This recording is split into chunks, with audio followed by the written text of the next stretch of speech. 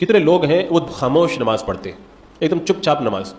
آپ ان کو نماز پڑھتے ہوئے دیکھیں، ان کا ہونٹ بالکل بھی نہیں ہلتا ہے، بالکل ہونٹوں کو بند کیے ہوئے پوری نماز پڑھ لیتے ہیں، سلام پھیر دیتے ہیں، لیکن ہونٹ کھولنے کی نوبت نہیں آتی ہے. یہ یاد رکھا جائے کہ نماز میں جو قرأت کا حکم ہے اس کا معنی یہی ہے کہ خود سنیں. اگر حروف کی تصحیح تو کی مگر اس قدر آہستہ پڑھا کہ خود نہیں سنا، اور شور گل وغیرہ بھی نہیں تھا، سماعت میں کمزوری بھی نہیں تھی، پھر بھی خود نہیں سن پایا، تب پھر نماز نہیں ہوگی. کتنے لوگ ہیں وہ دلی میں سوچنے ہی کو نماز سمجھتے ہیں، حالانکہ سوچنا یہ پڑھنا نہیں ہے، سوچنا الگ ہے اور پڑھنا الگ ہے. تو آپ نماز پڑھیں تو اس بات کا خاص طور سے خیال رکھیں کہ اتنی آواز کے اندر تسبیحات اور قرأت وغیرہ ہو کہ اس کی آواز آپ کے کانوں میں آئے.